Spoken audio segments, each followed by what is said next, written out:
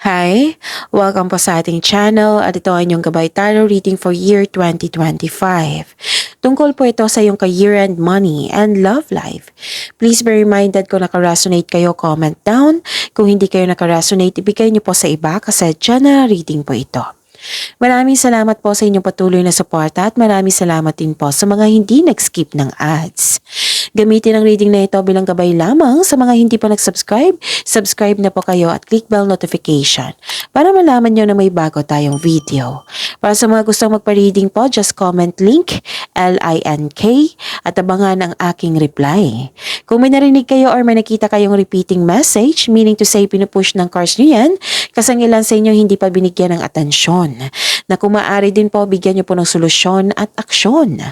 Remember, at the end of the day, alam mo na ikaw lang ang taong may kakayahan at responsable na gumawa ng sarili mong katotohanan at kinabukasan.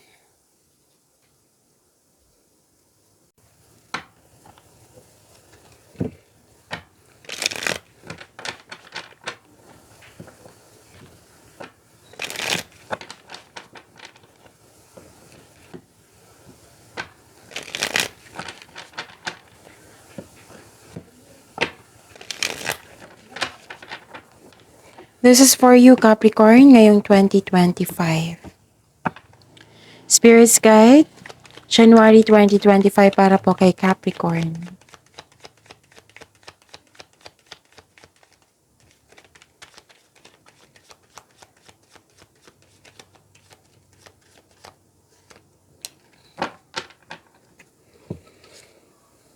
Okay.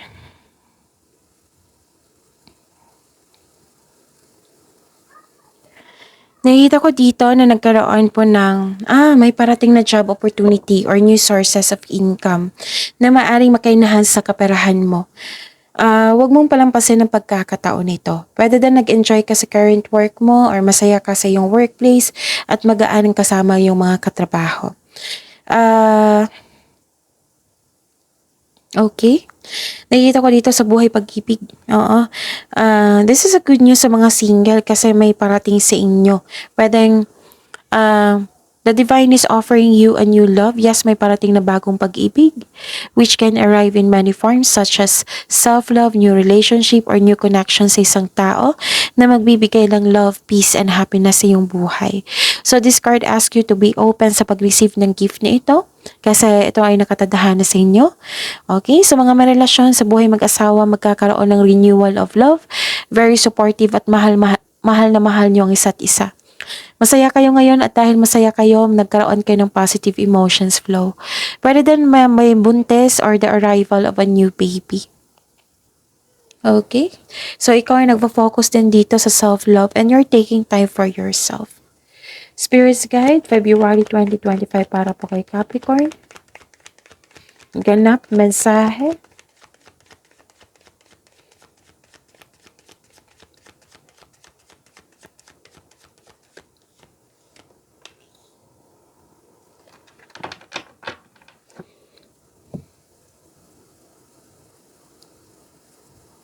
Okay?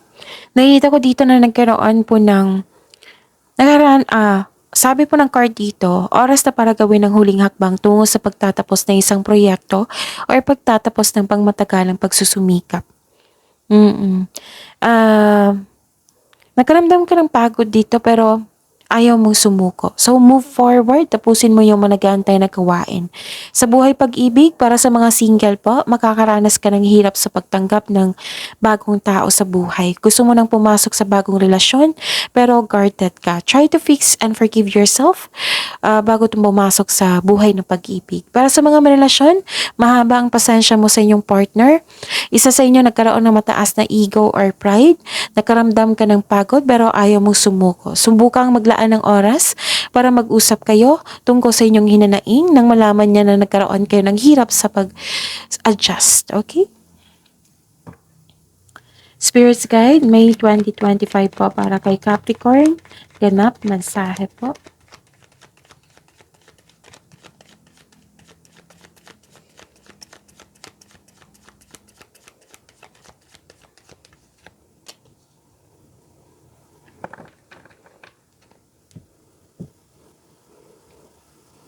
Okay. May ganap na negotiation for a raise ng allowance, sweldo, or kontrata. Yes, magkakaroon ng successful agreement. Challenges may arise in your career, pero temporary lang po ito. Okay. So, may ganap na pinagtanggol mo yung kaibigan o miyembro ng pamilya laban sa iba. Sa buhay pag-ibig, may ganap na conflict. So, this card tells you to speak up for your needs and be willing to hear your. What I meant is, may ganap na conflict. This card tells you to speak up for your needs and be willing to hear your partner's side also. May kinakaharap kayong challenge na may kinakaharap ka ngayon na ngayong March ha, may kinakaharap kayo na challenges pero ma-overcome niyo po ito. Sa mga single, huwag kayong matakot sa difficulties in love. Put a clear intention. January, February, March, April. Spirits Guide, April 2025 para po kay Capricorn.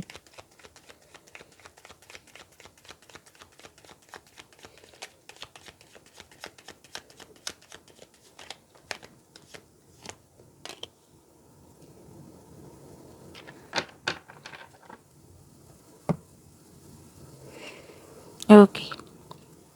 Nakita ko dito na nagkaroon po ng sa mga nag-invest na mukhang nagkaroon ng mabagal na resulta, ngunit maging mapagpasensya po kayo. Ito ay magbubunga ng masaganang resulta kung hayaan mo lang itong magbunga. So continue to take steady action on your goals while remaining patient and realistic about your expectation. Kung ikaw ay naghahanap ng trabaho or nag-iisip ng bagong karera, may nakita kong perfect timing dito. So, sa buhay pag-ibig, okay? Sa mga single po, ang ideal type nyo ay stable, grounded, and trustworthy. Sa mga may relasyon, sabay-sabay kayo nag-trust and nagkaroon ng trust and stability. Ayaw nyo ng away. So, this card tells you na you need to take things slow if you want the relationship to last. May concern lang kayo dito sa isang obsessive na tao or matigas ang ulo. Yes, nawalan kayo ng gana. Pero then, nawalan kayo ng gana kasi may delay. Okay? January, February, March, April, May. Spirits Guide, May 2025 para po kay Capricorn. Ganap mensahe.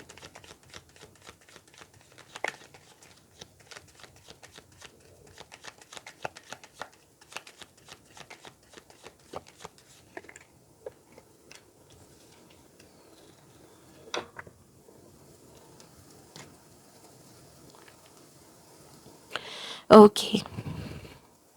Nakita ko dito may namuong romance sa workplace mo or yung partner mo ay katrabaho mo. This card also means may makipag-business partnership sa iyo or makipag-teammate sa iyo. Gusto mo yung career mo ngayon dahil nagbibigay ito ng financial stability sa iyong buhay at nagagawa mo yung passion mo at the same time. Sa buhay pag-ibig, may bagong connection dito, may romance na parating sa mga single, maaring parating na ito or nasa harap mo na. Sa mga may relasyon, sa buhay mag-asawa, the couple is divinely guided. Maaring mag-level up pa kayo. Okay? Spirits Guide, June 2025 para kay Capricorn. Ganap mensahe.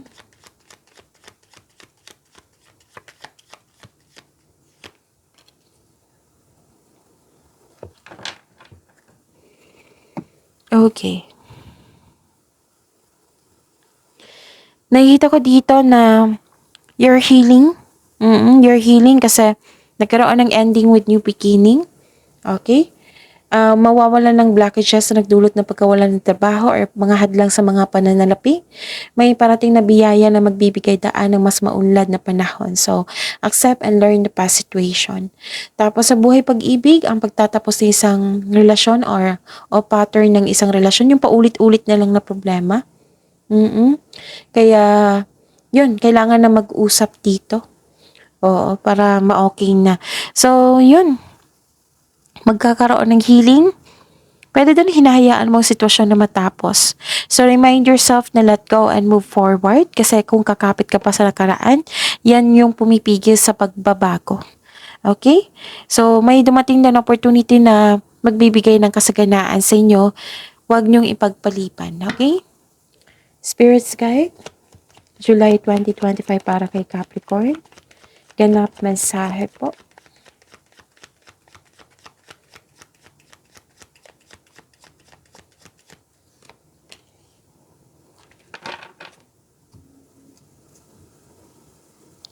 Nakikita ko dito na nagkaroon po ng okay. Use your inherent skills to create opportunity. Kung may balak kang mag-start ng business, now is the time.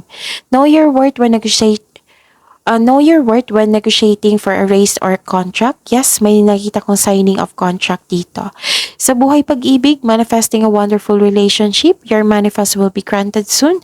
So pay attention to balance your emotion with your thoughts while remaining grounded and passionate para ma-attract mo yung green flag na tao na para sa iyo. Sa buhay mag-asawa sa mga may relasyon, yung manifestation nyo is granted po. May ano lang dito, makinig lang po daw kayo sa inyong intuition. Makinig po daw kayo sa inyong intuition, sabi ng card dito. Okay? Spirits Guide, August 2025 para kay Capricorn. Ganap, mensahe.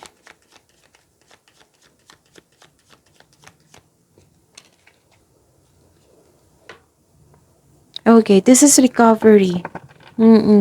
This card tells you na this is a good sign na ibinando na mo na yung toxic na tao or environment. You have your freedom. So, yun. Nawala na yung bad habits din. Nalampasan na, nagkaroon ng recovery. Basta, puro recovery ito. Okay, pwedeng umiwas ka na sa toxic na tao. Pwedeng may bisyo or pastime na naagapan mo. So, nagkaroon ng recovery. And nakita ko dito na nagkaroon ng toxicity. So, yun. Nakikita ko dito na umiiwas ka na. Okay? Spirits Guide, September 2025 para po kay Capricorn.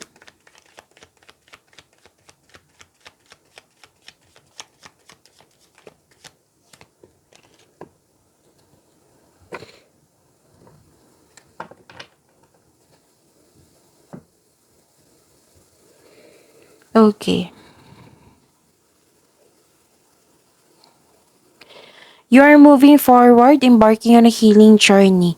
May plano kayong mag-resign para subukan ang ibang career opportunities.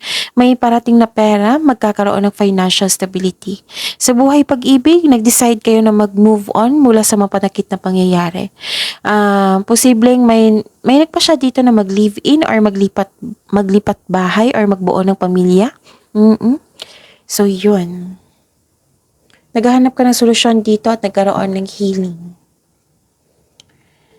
Okay? Spirits Guide, July, August, September, October. Spirits Guide, October 2024 para po kay Capricorn. Oo. Ganap mensahe po.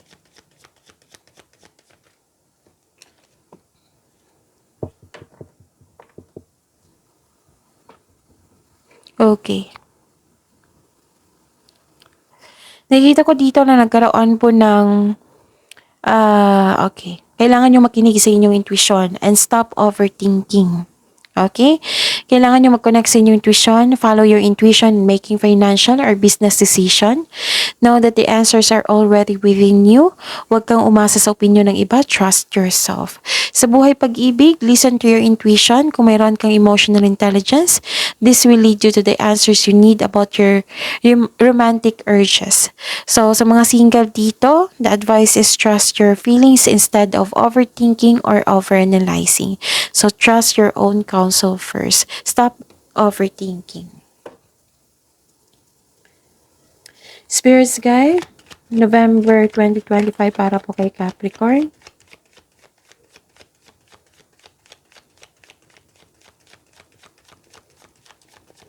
Ganap mensahe po.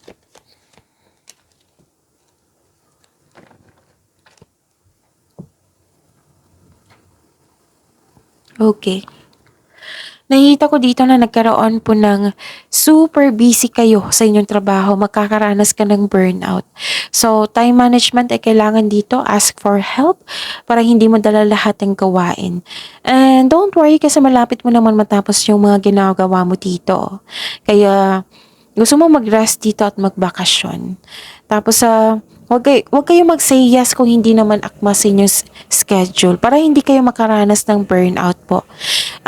May dinadala kang mabigat na bagay ngunit malalampasan mo rin ito. This is only temporary. Just keep on going. Gusto mo tapusin yung mga trabaho, pwedeng koneksyon.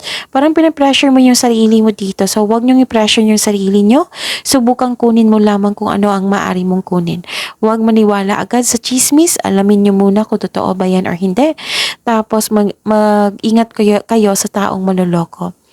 Okay? So, yun. Nakikita ko dito na sobrang busy nyo, na wala na kayong time para magkaroon ng social life. So, give time po. Naunawaan ko kasi breadwinner, maraming umaasa sa iyo. So, sa buhay mag-asawa, sa mga may relasyon, isa sa inyo nagbibigay ng pressure, relying on you for emotional and financial support. So, yun ang problema. So, don't worry, ma-overcome nyo po ito. Spirits Guide, December 2025. Para po kay Capricorn, ganap mensahe po.